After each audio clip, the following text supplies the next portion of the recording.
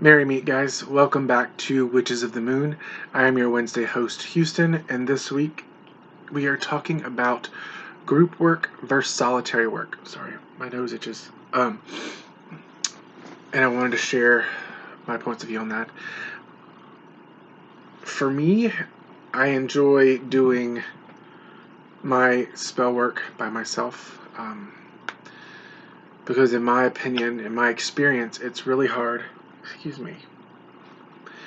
It's really hard to get everyone in a group to focus on the one single task and have the same passion that you do if it's something that that you asked for, or that if you're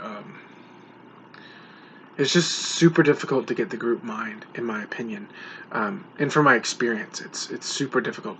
What the term group mind, it's kind of self-explanatory. It's the well not yeah it is the group's consciousness, so kind of how they connect on a mental and emotional level, and on an energetic level as well. So when they're all grouped together, it's kind of what is called a group consciousness or a group mind, that you're thinking and you're working in the group. You're working as one entity. Now, with that being said, I do think groups are fantastic if you're celebrating the seasons or the Sabbats. I do think they are fantastic for celebrating those. It's just difficult. At least I haven't found a successful group yet that can work magic and get fantastic results, or get results because everyone's mind and is in a different area and they're doing their own battles, which, we're human. We all have our own battles to fight, but it's kind of hard to get everyone into the mindset for doing a spell together. Now that's for bigger groups. I was thinking more of like 5 or more people. Now for smaller groups, like if you're working with maybe 2 or 3 other people, and you're working towards a common goal, I think it's a lot easier to kind of meld the energy and keep the focus. And I have experienced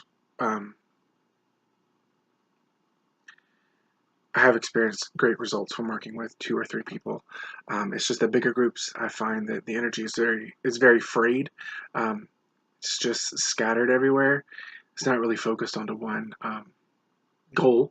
But whereas working with like 2 or 3 people, we can stay focused, and it's easier, at least in my opinion, to work that way. If I needed to work with a group, like I said, I usually like to work solitary. My working solitary. I'm starting to ramble. There are some awesome books out there if you want to start working with a group or build your own coven, or circle, or however you want to call it. There is a book called Ritual Craft. I think it's by Amber Wolf or Amber K. It's one of the Ambers.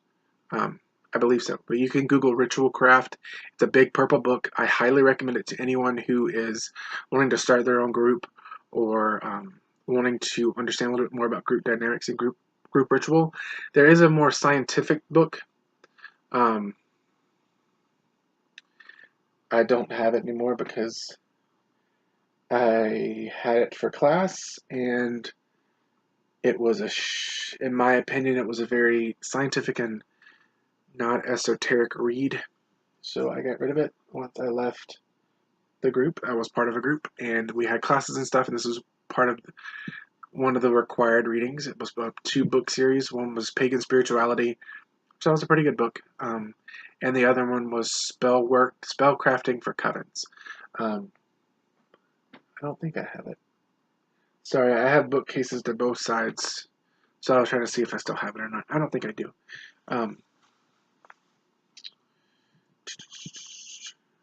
No, I don't think I do. Those are getting from more like an analytical perspective. I do think Spellworking for Covens is pretty good. It talks a lot more about the group mind. Ritual Craft, I'd highly recommend.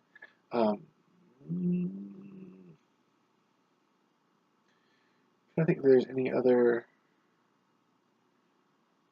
books that I could recommend for group work, and no, no, there's not.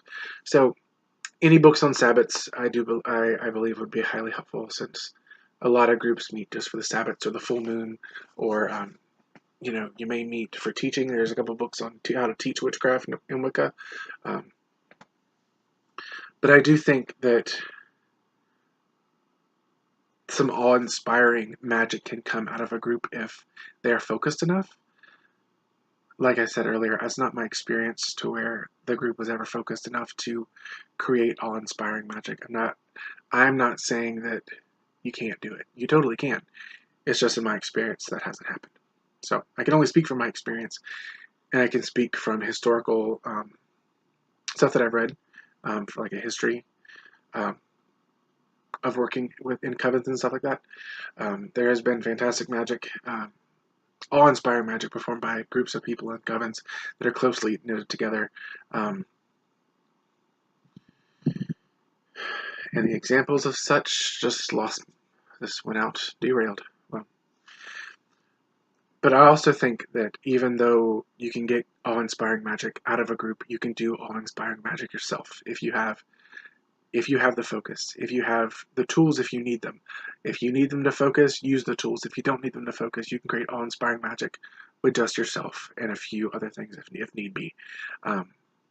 They're not. It's not on a need basis. It's more on a want. Sorry, have you comfy. So yeah, that's all I'm going to say on this week's topic. If you have any questions, comments, or concerns, please leave them down below for me in the comment section. And until next week, many blessings.